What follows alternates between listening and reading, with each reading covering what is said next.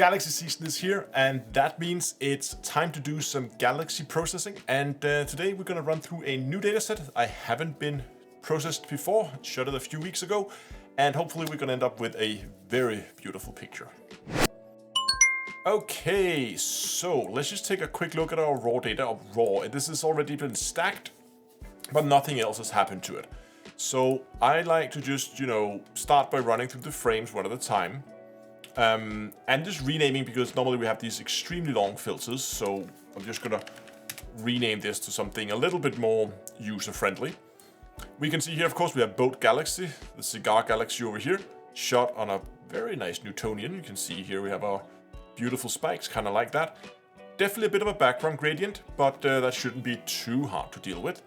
So overall, right now, we're looking okay. So we're gonna start out. I think what I want to do, I want to just get rid of the gradient to start with. I'm gonna do this while we're still linear. I'm just gonna pretty much keep the defaults. We're gonna set that subtraction. We're gonna go replace target image and discard the model. Apply new screen transfer. Oh. Uh-oh. That's not so good. There's a lot of structure here. I should say that was a bit of an issue when stacking these, where something happened with my darks. Not really sure what happened, but they were just all weird and overexposed. I don't know how I overexposed my darks, but I must have messed something up. Point being, I want to jump into the SETI Astro because he also has an automatic background extractor, and if I'm lucky, it may handle this a little bit better. So we're gonna work on the luminance channel. We're just gonna keep everything standard. Try to see what it comes up with here. Here we have the built-in background extraction, and over here,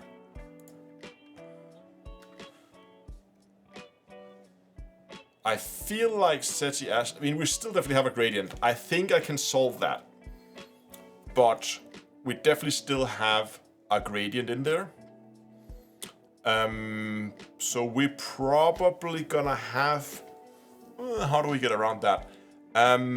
While I am considering how I want to approach this issue, I'm just gonna run the SETI Astro background extraction on all the scripts. It should be fine. So look at this. This is keeping the old auto stretch, and now it looks a lot cleaner and a lot more like even in the background. But if I apply a new screen transfer function, this is the red channel, we can see a bit of structure. And this gives me hope that I might actually be able to stretch my way out of these issues. But that probably means I'm gonna be stretching early in the process than I normally would in order to try and get rid of these before we do too much processing on this. I'm just gonna be running noise exterminator and then blur exterminator on all the channels while they're still in this very, very early stage here.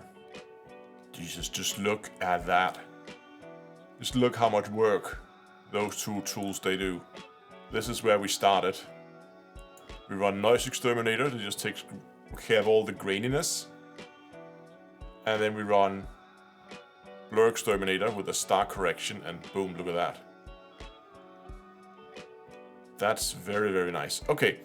Still the gradients in there that we're gonna have to deal with, but I think this is gonna be my approach for now, and then I'm gonna try to stretch my way. I'm gonna show you I think I'm beginning to formulate a plan here of what we're gonna be doing. What I want to do now, I actually want to split the frames.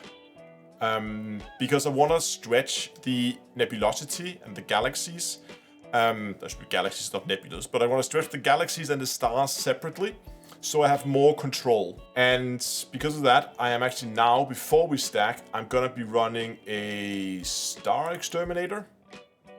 And we're gonna do that on each of the channels also. We're gonna make sure we have generate star image there.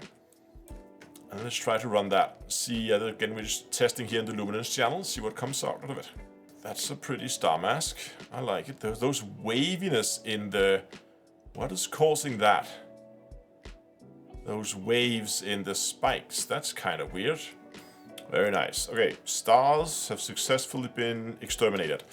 So now the question, of course, is should I stack the colors or combine the colors before we go ahead and stretch, or should we stretch first? I guess stretching first would be okay. We can ensure we have this exact same background level and everything. I think as long as we use the same settings, we should be fine. Because I'm planning to stretch again with SETI Astro. He has two scripts in here. One is called statistical stretch and one is called star stretch. And this is why I want to split it out, because I want to stretch the stars with the star stretch and the rest of it with the statistical stretch. So I think I'm going to stretch here with 4 combined channels actually, then combine channels and then do the final color tweaking here. So we're going to run one luminance. So this is just a preview of what it does. We can see that it does blow out this a little bit more than I like. But one thing I think I want to do, and that's to try and hide that gradient in the background, is to, because normally I like to go with a slightly darker background and go down to 0.15. We can see already now, first of all, I feel like we got some more detail there in the galaxy. I mean, if I put this up to 25 and refresh the preview, it definitely looks like the center core there is brighter. So I might actually even pull this back to 0.10, and then I might do a little bit of stretching myself. See, that gives it a very dark background, but then I can always stretch that a little bit more later. A lot of people are sitting and they're focusing out on the outer rim. And you should do that as well. See if you get as much out of the outer edges as possible. But it's very common to see that people have been so hyper-focused on the outer edges of their galaxies that they forgot the core, and they end up just, blowing out the core completely, giving the entire center there just being completely void of any, information at all, as everything's just been overexposed. Good. All the color channels have been stretched. And now I think we're ready to try and do a stack of these. And we're gonna run this through the LRGB combination and just simply drag each frame into their appropriate slot here. Okay. That is not a terrible starting point.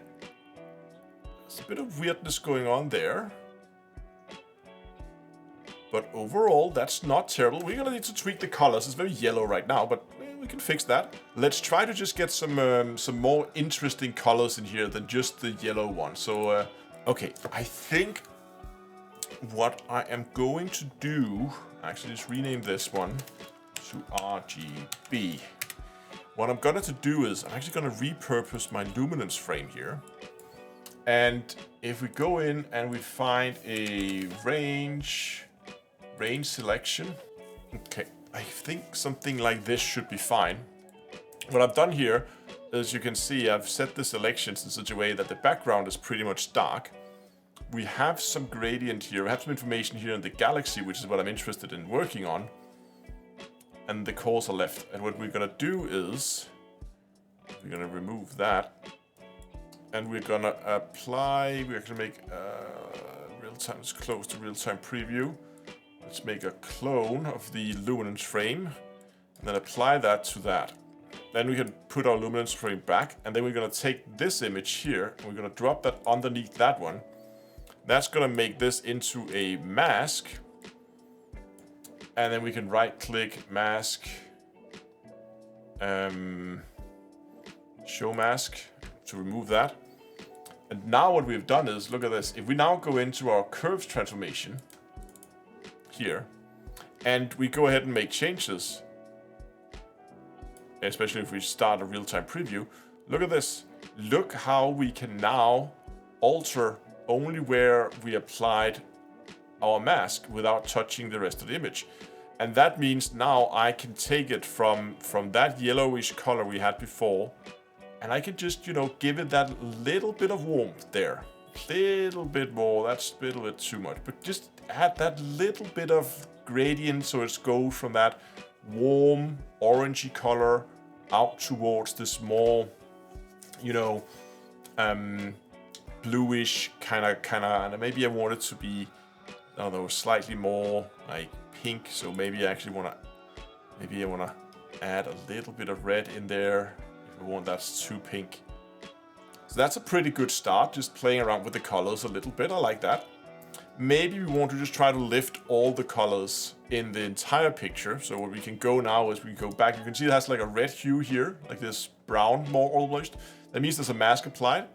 So we just go ahead and remove the mask. And that means now if we make changes to the image here, you can see if I add blue, right? We are back on the entire image. So now I just want to try to lift everything in the image so it's a little bit more vibrant. Maybe play with the saturation as well. There, that's decent. Okay, I kind of like it around there. It's my personal taste, and I should probably say that hopefully by the time this video is out, I've actually added a new tier, or not a new tier, but a new perk to the middle tier for the YouTube channel members, where I'm going to be uploading full data sets that you guys can work on. And I'm probably going to put this data set up there. I'm liking this. I'm just going to keep it here for now. Again, personal preference at this point. Background is dark. We can always try to lift that a little bit if we want to do that later. But for now, galaxy-wise, I'm pretty happy. RGB, let's get that out of the way. And it's time to go back and look at our stars. Our stars are still linear. Statistical star stretch, we pick our image, refresh the preview. Can we see a preview? Show preview. There we go.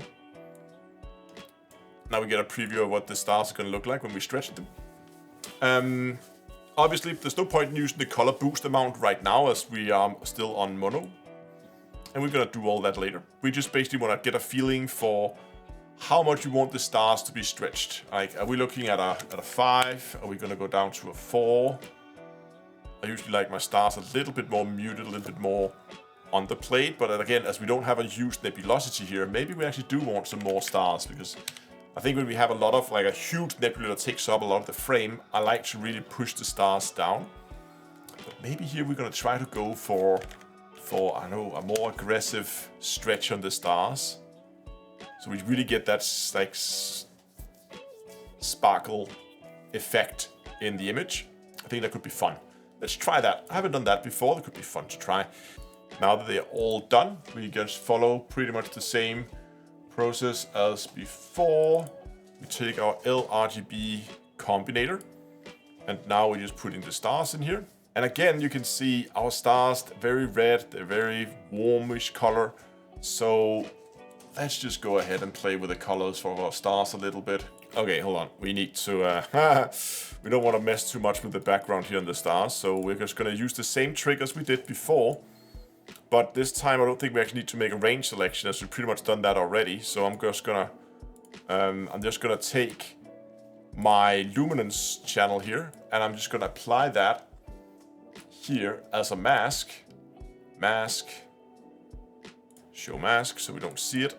So now we applied that as a mask, and now when we go ahead and play with our curves transformation, we can go ahead and we can play real-time preview. You can see here now I can sit and I can play around with this, with the colors, but it doesn't affect my background as it otherwise would.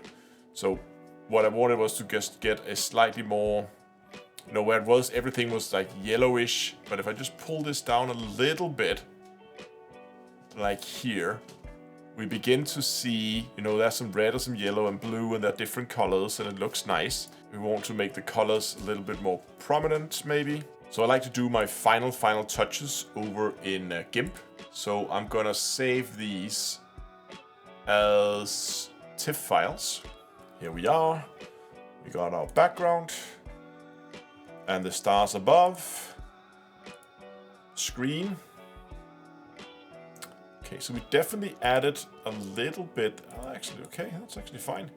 Let's, just for good measures, take that background, and then we can play around now with the levels here, because I don't know, something like that. If we just put a split view in here, you can see it's a little bit washed out. I kind of think it looks nice if we just take that out a little bit. So let's do that. And I don't know if I dare do more work on the colors, because it's already very, very You can see, we can take it there. That's too much, right? What do you guys think? Like before, after. Zoom further in here in the galaxy so you can really see it, right? This is before, this is after. Before, after. I think it's better, but I also do like slightly vibrant images. And there we have it. I am just gonna go and turn off my lights here. There we go. Because with those two massive lights blaring in my face, it's sometimes that normally if I really want to do like fine edits, I don't like to have those two lights running. But for now, it's actually okay. I think we can still definitely see some of that gradient, some of that background that was there. But I actually just think it adds a little bit of character to it. I think it was the right call boosting the stars up a little, so we get a little bit more shine out of them. So just get that powerful star field with the galaxies probably being a little bit underplayed here. If I had to redo this, I probably would make that gradient between the dark, or the light core and the blue out here in the core a little bit more like smooth, a little bit harsh, I think. And as I said, I am working on getting these data sets up. So if you go down and check the middle tier, I'll put in it as a perk there. If you want access to some of my data sets, I'm gonna be uploading new data sets. And my plan is to both upload like all the raw data if you want to stack them yourself. But if you don't want to have to spend the time stacking, I'm also just gonna upload the unprocessed master files. So you can start from there. And I'll also upload my my final edit of it, so you can kind of have that as a comparison. And if you do get some of those pictures, I would love to see what you do with the data and play around with it. So yeah, that's good. Let's go ahead and call it. And happy galaxy season, guys. I am looking forward to see all your pretty galaxy pictures in the next month or two. And cheers, guys. Have fun. Bam. Okay. Little bit too purple for my liking. So what you could do if you feel like, but if we take and overlap these two here, look at this. There. You can see how they perfectly overlap with the nebula.